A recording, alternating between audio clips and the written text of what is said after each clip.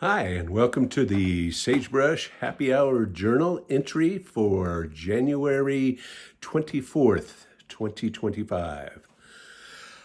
So today I pulled the trigger on a major solar upgrade for ourselves. And so we had thought earlier in the year that maybe that we would get a hot tub and an electric hot tub and basically try to make that work within our solar that we had. And I did a lot of math and engineering on it, and basically concluded that where our power level is right now, that we really would be on the edge to be able to support a hot tub as far as electricity goes, and it'd be kind of we could get into a situation where we didn't had a couple days without sun, and then all of a sudden we would be we'd be worrying about a frozen hot tub. So decided to spend that money instead on upgrading the solar for our house. And so we have a fairly substantial system. Is that I've got about 2.4 kilowatts of solar panels, and these are all kind of mix and matched that we've acquired over the years. So I've got everything from 150 watt panels up to some 270 watt panels and 300 watt panels, and and kind of have cobbled those all together to try to make them work the best that they can. But then I kind of thought about adding some more panels. So the way I was going to do that is something that's called AC coupling, and that's where I would take the solar panels and I would combine them at the solar panels into what's called a microinverter that would convert that DC power from the solar panels into 240 volts AC, which I would feed into my inverter.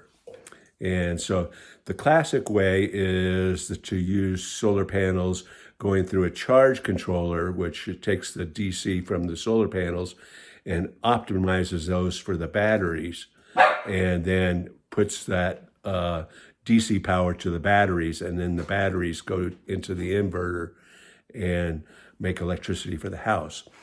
So this system would be is basically a hybrid system, is that we would have two strings of solar panels that are going through the charge controllers directly to the batteries. And then we would have another string of solar panels that go through the microinverter and then go into the inverter and then into our house for current. And the advantage of this system is that we can, excuse the PD interruption, but as I was saying, the advantage of the microinverter system is that you can basically expand that with as many panels as you kind of need. You may have to upgrade the inverter in the house, but at this time, I think we'll be in pretty good shape. And so after the solar upgrade, I'll have approximately 5,000 watts or 5 kilowatts of solar panels coming in to the inverter and to the batteries, and they're charging a 25 kilowatt hours of batteries. And then the other advantage is that the microinverter string of panels can, since it's at 240 volts, it can just basically hook up to a EV charger, and you could charge your EV directly from the solar panels. And so the battery in the EV would just be charged by the solar panels. And then when the EV was full, it automatically switches back over to charging our batteries. So that's a huge advantage of this system. And so we're trying to kind of get ahead and future-proof and kind of think ahead for when we may eventually get a plug-in hybrid or an EV.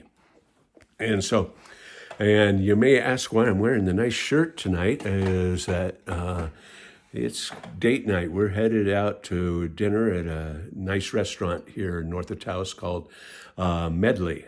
And so, having a happy hour beer before we head out. Cheers.